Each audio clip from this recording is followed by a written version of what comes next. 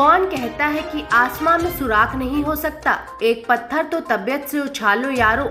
मशहूर कवि दुष्यंत कुमार की यह कविता संगम नगरी प्रयागराज के अहद अहमद पर पूरी तरह फिट बैठती है।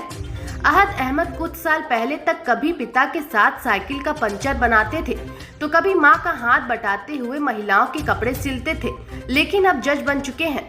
30 अगस्त को यूपी में PCSJ यानी जुडिशियल मजिस्ट्रेट की भर्ती के जो नतीजे जारी हुए उसमें अहद अहमद का भी नाम है।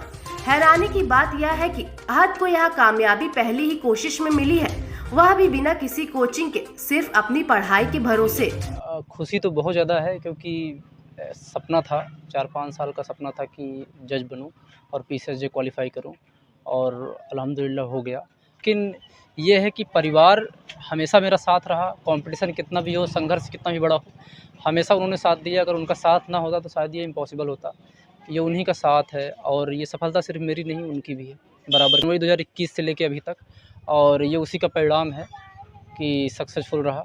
और पारिवारिक कठिनाइयों की वजह से कोचिंग तो नहीं कर पाया, लेकिन घर पे ही तैयारी। साइकिल का पंचर बनाने वाले बेटे की कामयाबी पर प्रयागराज के लोग फूले नहीं समा रहे हैं। कहीं उसकी कामयाबी का जश्न मनाया जा रहा है तो कोई खास अंदाज में अहद और उसके परिवार को मुबारकबाद दे रहा है। अहद की कामयाबी इसलिए भी मायने रखती है क्योंकि साइकिल का पंचर बनाकर परिवार का पेट पालने वाले पिता ने दिन रात कड़ी मेहनत कर उसे पढ़ाया। बेटे अहद को पढ़ा लिखा कर कामयाब इंसान बनाने का आइडिया उनकी मां अफसाना को फिल्म घर द्वारा देखकर आया।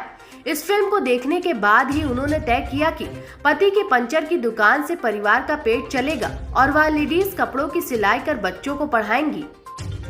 अहद अहमद 4 भाई बहनों में तीसरे नंबर पर है। उनके माता पिता ने सिर्फ अहद अहमद को ही नहीं पढ़ाया बल्कि अपने दूसरे बच्चों को भी तालीम दिलाई। अहद के बड़े भाई सॉफ्टवेयर इंजीनियर बन चुके हैं तो छोटा भाई एक प्राइवेट बैंक में ब्रांच मैनेजर है।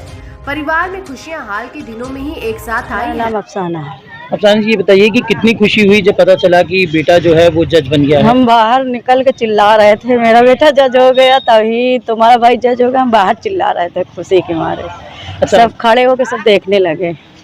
अच्छा, एक और चीज़ जानना चाहेंगे, पति जो है आपके साइकिल रिपेयरिंग और पंचर की दुकान चलाते हैं, तो बड़ा संघर्ष भी हुआ होगा क्योंकि उतने में कमाना और उसमें पढ़ाना बड़ा मुश्किल होता हो, कैसे उसको आपने संभाला? माशाल्लाह सब संभालते गए और पढ़ाई जब आई हमारे बच्चों की तब हम सिलाई शुरू कर दिए। हम 80 रुपये से सिलाई 40 रुपये से सिलाई शुरू किए थे।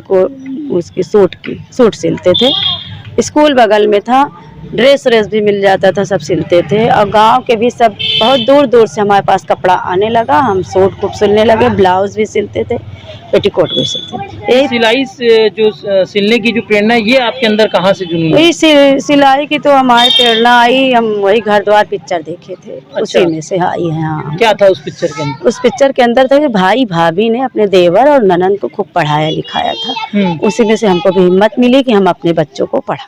अहद का कहना है कि माता पिता ने न सिर्फ उन्हें मुफलिसी और संघर्ष में पाल पोस कर इस मुकाम तक पहुंचाया है बल्कि हमेशा ईमानदारी और नेक नियति से काम करने की नसीहत भी दी है।